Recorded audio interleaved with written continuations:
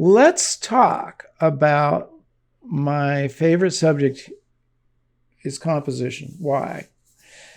There's really two things that go on with composition. Basically, composition fits into the cycle of photography at capture. Capture is really what it's all about. That's where you put all your tools together, you visualize, you know your equipment. Now you're going to go out and capture the photograph. So what does that mean? That means you use lighting. Most of the time that means for me, almost 99.9% of the time that means natural light. Depending what type of photographer you are, you may be using strobes, you may be using LEDs or whatever. You might be in a studio. That's still part of lighting, obviously. But you use your tools of lighting and you use your tools of composition. Why do you do those things? Why do you use the tools of composition? I'm going to throw that question out. What do you guys think is the reason we use these tools of composition? What's the net result? What do they do for you? The thing is, you need to also be able to train your eye so that you can spot photographs anywhere. And that's a trained skill. How do you do that? One way is to do this and just look for photographs. Also, look through books, look at art, and see how did they frame it? How did they compose? And that's any kind of art within a frame, really. Like, how did they compose that painting? Where was it framed? What kind of perspective do we have? Do we have an angle looking down? Do we look up? Is it on a diagonal? There's all these different compositional tools that you can see in any art form. Same thing with film, movies. How did the director of photography and director frame that image that they're shooting? That's another valid way to learn about framing. So looking at how other people have done it, but then you've got to train your own eye. And that's a continuous process. Training your eye is no different than training any other part of your anatomy. If you're going to learn tennis, what do? You got to go out and swing that racket so many times that you don't have to think about where to place your racket if you're going to do a net shot or you're going to lob it or whatever it is. You don't really have to think about it. You see what your opponent is doing, you anticipate, and you hit the shot accordingly. Exactly how composition is. You see the environment. What are the elements in the environment that you could utilize? And then you respond accordingly. You don't have to go through any long thought process. It's just instantaneous recognition of that photograph.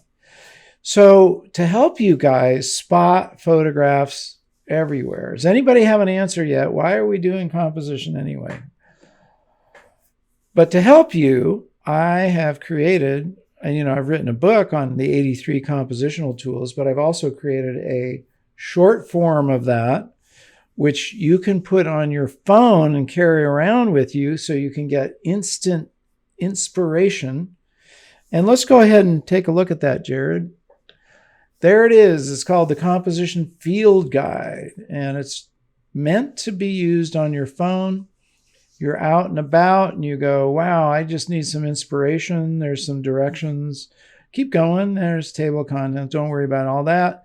So this is one that everybody knows. Framing. Okay. What does that mean? Put an edge around it. Just don't forget, that's like your basic tool. Framing comes in lots and lots of different flavors. And this is the most basic one, which is landscape or portrait framing. What does it do? It provides a layer. So if you notice that little photograph down there, right underneath it, yep, there's a layer in front of the scene behind it. And then what does that also do?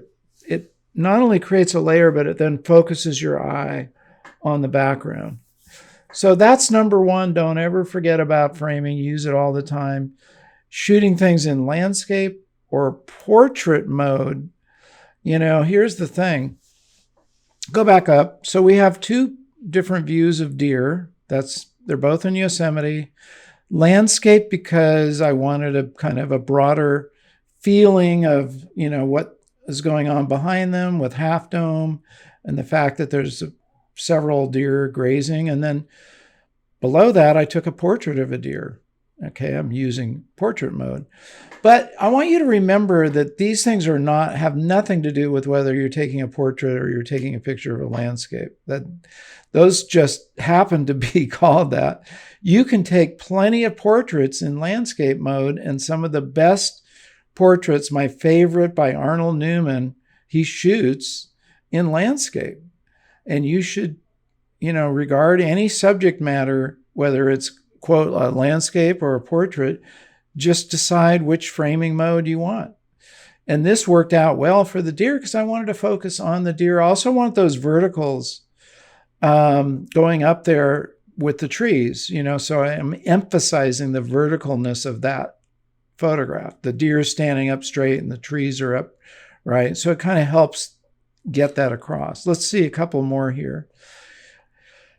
Remember, you can turn your camera at any angle you want. This is a photograph I took in the 7th grade in my school.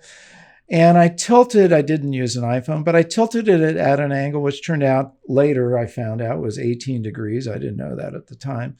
What did that do? It just changed the geometry and it made it more interesting. So remember, you can always move the angle of your camera around. You're not, just set in some sort of mode where you have to shoot everything like this. Turn your camera. In filmmaking, they call it a Dutch angle, and that adds tension and excitement. That's something you should be, using in your toolkit. And the cool thing about this, you have this on your phone. You go, oh yeah, I forgot about this one. Oh yeah, I could try that. Okay. And the other thing you should do is go out and consciously try every one of these. Just find an example that works for you. Okay, let's look at the next one here. There's little tips along the way here. Now, points of thirds. You notice we don't call it the rule of thirds. There's no rule. There's no law. And it works often, not always. In this case, this was a photograph by a really great wildlife photographer, David Smith, who I met in South Africa many years ago. And he made a really good point. When you're shooting animals, photographing them, have enough space in front of them. So yeah, the animal's looking in that direction, leave space there. Let's say we cropped it really close to its nose. It would feel very claustrophobic. It would feel like there's no space for that animal to view. And in this case, he put the crosshairs pretty much right, on its face there. And that will draw attention to it. And it adds a dynamic quality. It doesn't always work. It's a trick you can't use over and over again. Use it as needed and be fluid enough to say, no, that's not going to work. Okay, let's look at a couple more here. And this is geometry. I love geometry. Cartier-Bresson made a big point he said geometry can be a pleasure. This is a bridge right nearby where I live called Bixby Creek. And look at all the geometry in this. I didn't even draw them all, but there's pyramid there, and there's that arc and there's a straight line. Geometry is very interesting. Whenever you find a lot of geometry, go for it. So a couple more, we'll let you guys try it. This is one of my favorite, which is leading lines. Leading lines draw attention to your subject. So you have to have something for your eye to go to for a leading line to work. You can't have just leading lines and expect that that's going to be super interesting. In this case, this was a girlfriend of mine walking to carry her. She was going to saddle her horse and she was she was carrying a saddle. And I hung behind her. This is one thing we do as photographers, We say, you keep walking. When I tell you to turn around, look at me. In other words, I directed the shot. Don't ever hesitate unless you're shooting a documentary, photojournalism where you're not supposed to do this. Every other type of photography, you can be an active photographer and direct the shot. So I said, Mary, turn around. Good. Bam. And I had the perfect leading lines. It's also framed by the trees. And you'll notice that many of these compositional techniques work together. Just like in cooking, you can have more than one thing in a recipe. You can have two recipes working together. And you make a pesto sauce, let's say, to go over a dish, with chicken in it and noodles, and those are two different recipes, but they fit together. So think of composition the same way. You can have multiple compositional tools working together. Okay, I want you guys to have this, so we're going to give it away to you. This normally sells for, I don't know what we have it for, $5 or something. But $10 actually. Is it? Wow, 10 whole bucks. Okay, so you guys are getting this for free. Jared will put it into the chat. Now, what I want to know is how you use this. I want to hear back from you. If you guys would, maybe we'll put a post on Instagram, certainly in the AYP Club. Just let me know how useful this is for you and what kind of inspiration you got from it. I love to hear that feedback. Okay, so there you have it. And remember to use it on your phone when you're out and about. You can certainly look at it on your computer if you want.